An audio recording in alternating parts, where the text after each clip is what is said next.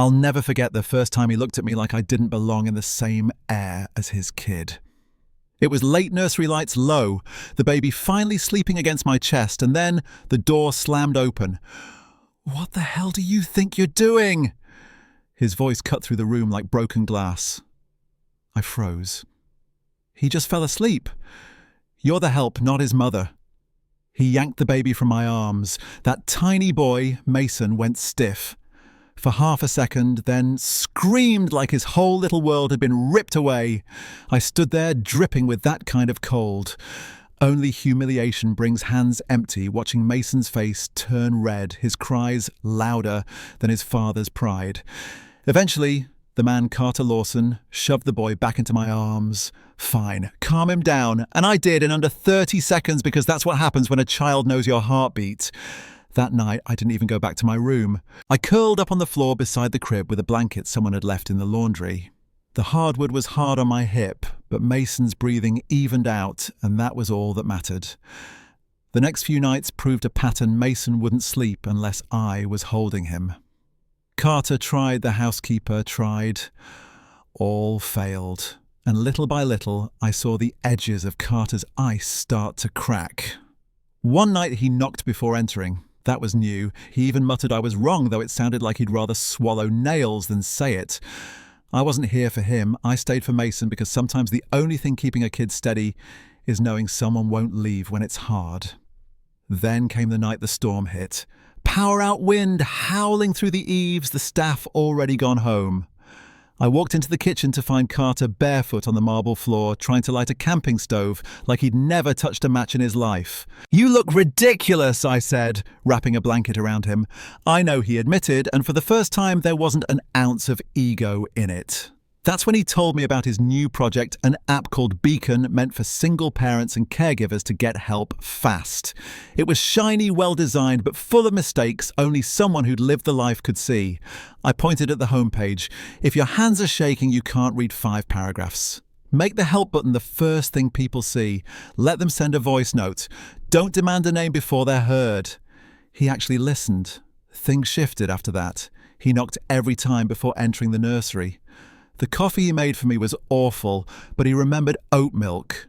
No sugar. It felt like maybe, just maybe, this house could be more than polished floors and silent dinners. Then his ex, Elise, showed up. Expensive Coat magazine smile perfume that could choke a room.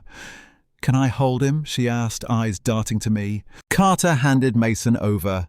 He lasted maybe 10 seconds before the crying hit, wild panicked. Elise tried to shush him, but he was already reaching back for me. I didn't even think. I took him, held him close, hummed the song he knew. 30 seconds, and he was quiet. Elise's face froze. "He doesn't know me," she whispered. "He knows who stays," I told her. But the real trouble came later when a slick, overconfident employee named Damien took Mason to the rooftop without permission. He claimed he'd found him wandering. I knew that was a lie. There was no way a toddler opened a coded door. That scare blew open a mess we didn't see coming. With the help of a couple trusted allies in accounting and security, we uncovered a scheme, millions siphoned through fake contracts tied back to Damien. I wasn't supposed to be in those meetings, but I was, sitting there looking him dead in the eye when Carter laid the evidence on the table. Damien smirked at me. "You're just a prop," he said. "This company was built by men like me. Symbols outlast thieves," I told him. He didn't smirk when security walked him out. That investigation bled into something bigger.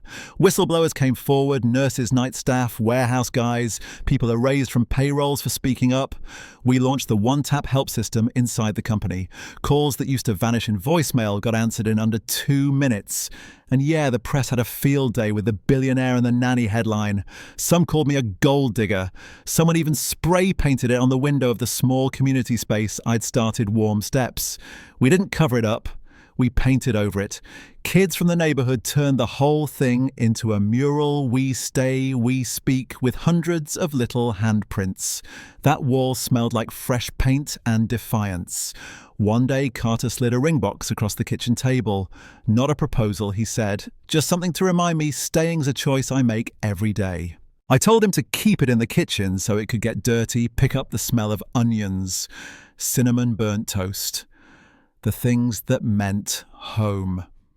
Months later, Damien was indicted, stolen funds, recovered whistleblower protections, locked in. Elise sent a gift for Mason, a little yellow sweater with a sun on it.